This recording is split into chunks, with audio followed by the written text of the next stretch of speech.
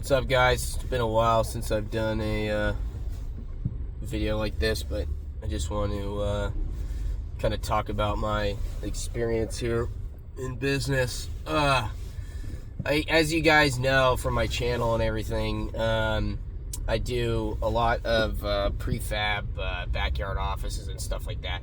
That I've got down pretty good. I've got that section of my business down to pretty much a science. It's very easy for me now, very smooth flowing and everything, because I've been doing them for a few years now, and I know exactly what the clientele is looking for. Okay, I've learned exactly what they look at the most and everything like that, and so I'm able to provide a good customer experience because of my experience putting them up, right?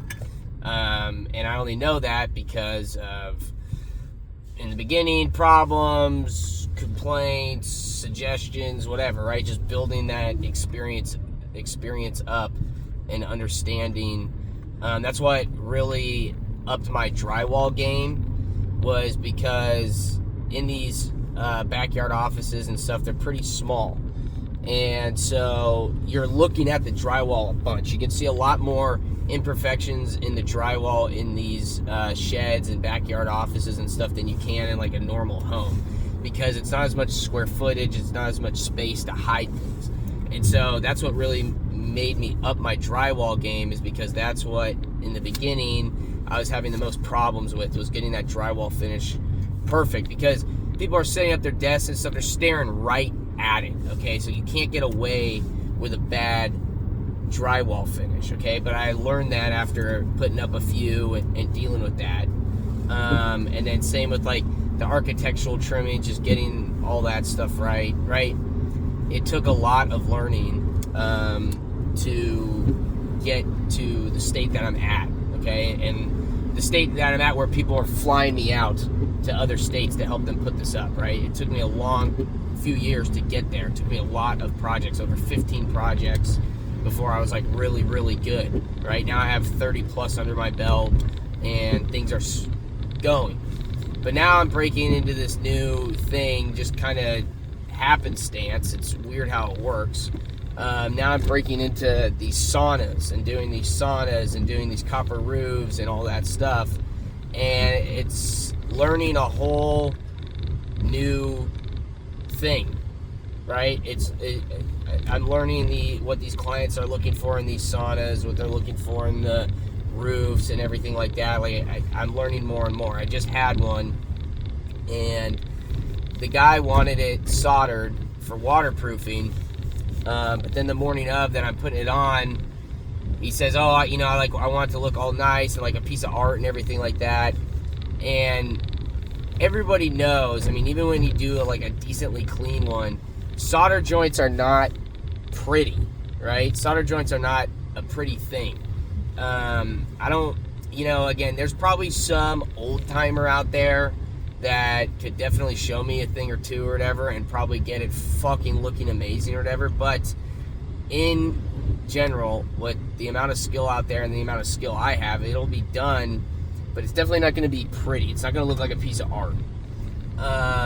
And so I did a small section for him just to see how it would look. And, of course, there's discoloration in the metal because you're heating it up and all that stuff. So I'm dealing with that now. We'll see how that goes. And that's something that's in process right now. But it's just another thing that I'm learning upon, right? So the next time someone asks for that, I won't even solder a section. At least I got a photo now. At least I can show them, hey, this is what it's gonna look like. Do you really want it to look like this?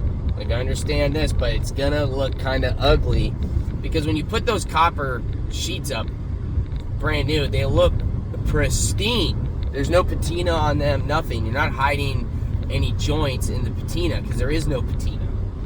And so after a few years of it patinaing, you're not going to really see that solder joint. But for the first few years, you're going to be looking at this ugly joint. And I know why people get the copper. They love the way the copper looks new, and when it ages over the years in front of them, it continues to look nice. But if you're looking at an ugly joint from brand new, it just doesn't work. And again, I've soldered a bunch of copper flashing and stuff like that before on houses, all that stuff. But that stuff is never seen. Those joints are never seen. Usually. There might be a little bit that's seen, but again, majority of it is not seen. It's covered by shingling or tiles or the paint, the metal sheets, whatever. And you can hide all those joints. But you can't hide this joint. It's going to be seen right then and there. It's right on top of the roof. Boom. So again, I'm just learning this new clientele, learning this new process and stuff, just to be better and do a better customer experience. But it also puts me into this. I already have a fucking niche I kill in. Okay? I have a niche I kill in. Okay? I'm a superstar in this fucking niche with the prefabs. So I keep stressing to myself, why do I keep breaking into other stuff and everything like that? And there's kind of two things. Like, the reason why I got into the sauna stuff and I started doing the sauna was because I was recommended by someone. This guy wanted something pretty special within this budget. I could reach it. And so I worked out a deal with him. I did it more as a portfolio thing and a favor thing to that referral, just because. And again, this client's fucking amazing that I did this first sauna for. This would not work out if my client wasn't so good, because there's a lot of learning stuff that I dealt with, a lot of learning stuff that he dealt with, but everybody was on the same page and everything's turning out freaking amazing. Okay, the guy has great eye for detail, vision, all that stuff, and he's working with me to figure out how to bring that vision together correctly and all that stuff. And have I been perfect throughout it? Fuck no, of course not. Like I'm admitting here, I'm learning stuff kind of along the way too. The three-phase heater stuff, all that stuff. But again, I know that my skill isn't good enough for this, right? And that's why I'm learning things. I have people asking me questions when I'm doing stories and stuff, right, about this three-phase heater stuff. I have them asking me questions about, putting this together and stuff. So I know that everybody else around me too is at a skill level at me or below. Okay, so what are we gonna do here? Do we know how to merge? Do we know how to fucking merge? Jesus Christ. Excuse me. So I know that I'm at a decent skill level, and that's why I say the only person who could probably get that joint better than me, right? And make me eat my lunch. Right? Make me eat my words. He's probably 85 years old. He's probably 85 years old. So that's why I get kind of breaking into these other things, because there's nobody really there with enough skill to do these things. But there's also not a lot of people with the balls that I have to admit, hey, I'm going to be figuring this out too. I'm pretty good at what I do. I know what I'm doing. Blah, blah, blah. Here's my other things that I've done in the past. They came out great. But I'm still learning this shit. But I've got the balls to go after it and try it and really bring this project. And I will fucking put in the time and be there as long as it takes, no matter how stressful it is, whatever, keep going to make it right. As if I've been doing it for 20 years. Right? So I'm really stuck in this thing where I'm like, hey, I can just do this niche that I have and stay in it, make my money, fucking get more stable, right? Get other things going outside of work. That's make life a little bit better. Get my house done, all that stuff. But I keep getting put in these things because I have enough talent. I have enough knowledge to get in trouble, right? I have enough knowledge to do that. And so I'm able to risk it. But then I keep getting more and more skills under my belt. I keep getting better. I keep getting just more craftsmanship and more trades under my belt, making me more valuable in the long run. And I know in the long run that I'm going to make hell of a lot more money because I can do all these things. And my name is finally starting. Dude, I don't even advertise anymore. And I get a call, 2 calls every day, every other day about some job, right? So I probably average a call a week every day. So 7 calls a week on people from referrals asking me to do this, asking me to do that, yada, yada, yada. And so I know my name is getting out there as a good contractor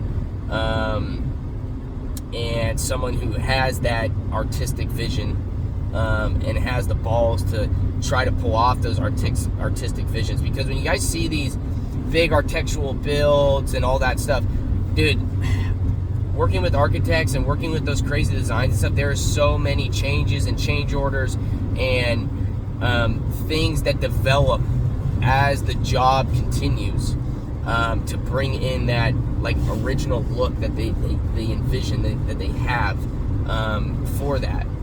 And so don't think that these guys who put up all these like crazy things and they most likely have more knowledge than you, don't get me wrong, but don't think that they're actually really any better than you. They were you at one point. They didn't know what the fuck they were doing at one point, but they had the balls to do it, to pull it off, and then to replicate it and keep going. And so that's what is kind of in here. But it's tough, man.